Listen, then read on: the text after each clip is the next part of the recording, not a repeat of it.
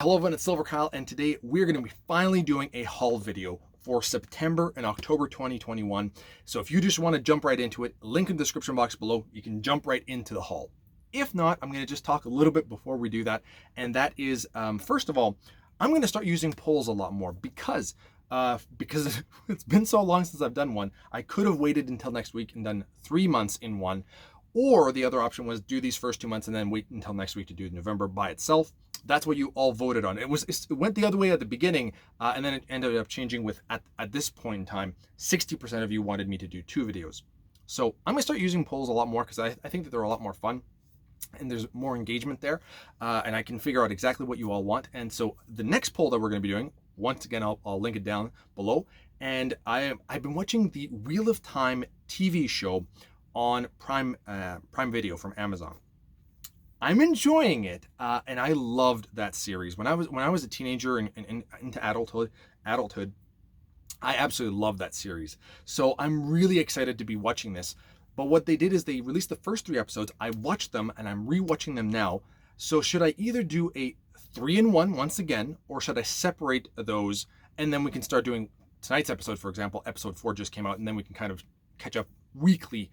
So it's either the 3-in-1 recap of episodes 1 to 3, or should I do a video separately for episode 1, 2, and 3, and then continue on that format with episode 4 and 5 and everything else that kind of comes out. So link in the description box below for that as well. And lastly, before we jump into this, is the reason why I've been absent for pretty much all of October. Well, I think it was all of October, is because I ended up moving at the very end of September, and then my brother came down for about 2 weeks, and so I was hanging out. Well, we were hanging out and also moving.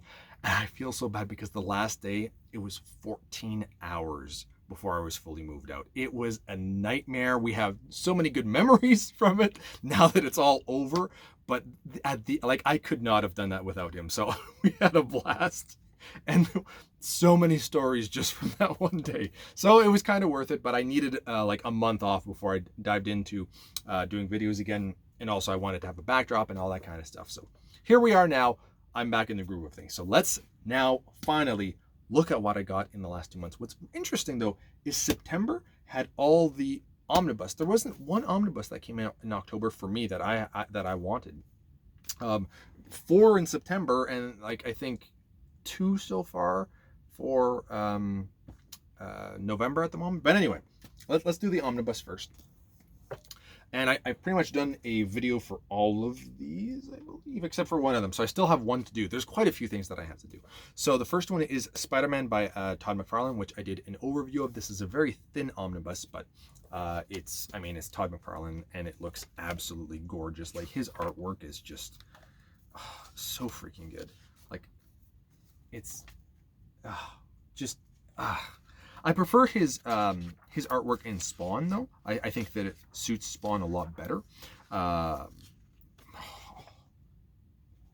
The covers too. The covers is just, where's the Lizard one?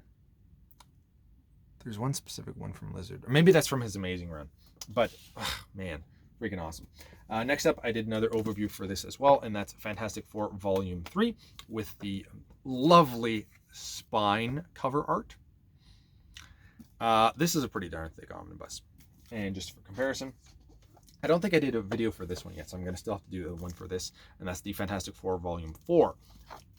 This, as much as I prefer the direct market, which has the actual covers from, whatever era it's from, this is actually really nice. That is absolutely beautiful. So we're going to do a video for that. And just to give you a comparison, I'm going to do that in the video too, but 4 is a little bit thinner than 3. And then you have this one, which is just crazy thin. Just don't want to ruin it. It's kind of popping out anyway.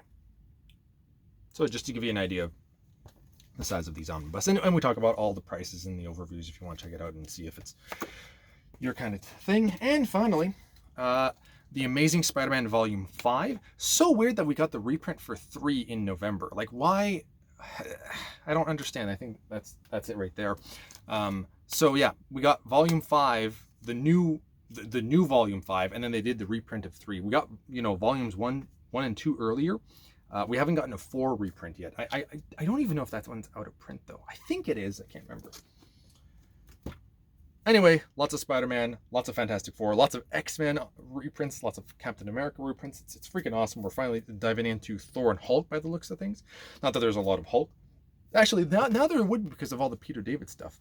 But anyway.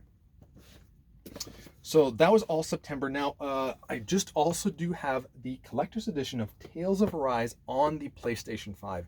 I don't even own a PlayStation 5. I now have 2 video games for the PlayStation 5. That's Final Fantasy VII Intergrade. Is it Intergrade? Yeah, Intergrade. And I wanted the Steelbook, so that's why I pre-ordered it, and I was able to get it for a pretty good price too. And the Tales of Arise Collector's Edition, which I ordered specifically from Bandai Namco.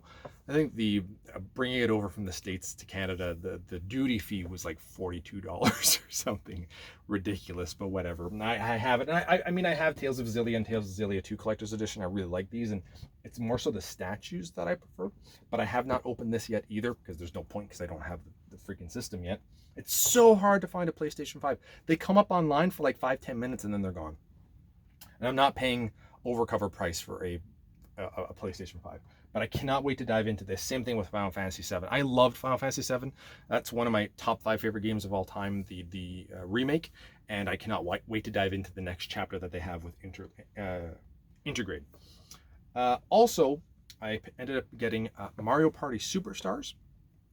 I've technically beaten this, but I've also played it online.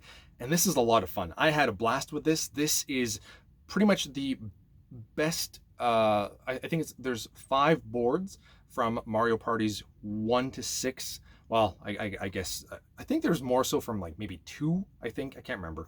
And then the 100 best mini games from 1 to 6. And this is an absolute blast. This is, I would still prefer to play like maybe on the N60 if we can get the N64 online on the Switch up and running with Mario Party 1, 2, and 3 on the end from the N64. I'll like that even more. But if you like updated graphics and that kind of stuff and being able to play online, this is where it's at the moment. This is the best Mario Party, I'd say, of the last 10 years, if not more, maybe 15 years. This is really good stuff. And all it is recycling of all the old stuff. That's usually what they have to do. Just stick. Anyway, let's not get into a rant. Another thing that I got that I wanted to do a quick unboxing for, I think this came out in September, and that is the Prinny Presents NES Classics Volume 1 Deluxe Edition. And this is 2 games from like PlayStation 1 era, I believe, that are now on the Switch. So I had heard of Phantom Brave before, but they also include Soul Nomad. So we'll be doing an unboxing of this, and Volume 2 is coming out in spring of 2022, I believe, at the moment. So also looking forward to that.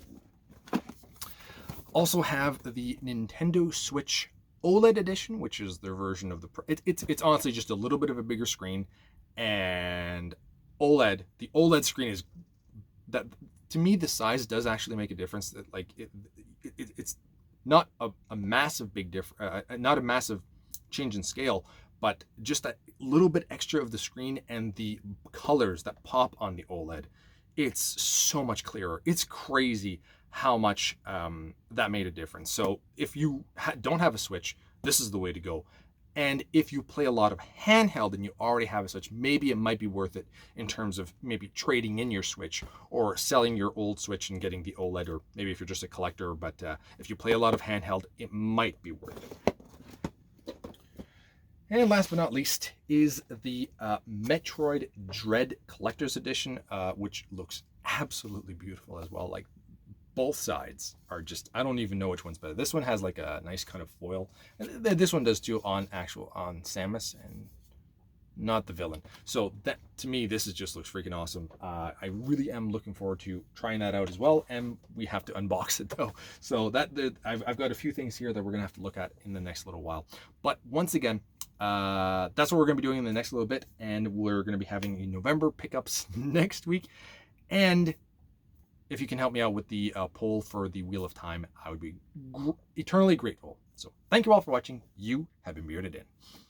Beardage.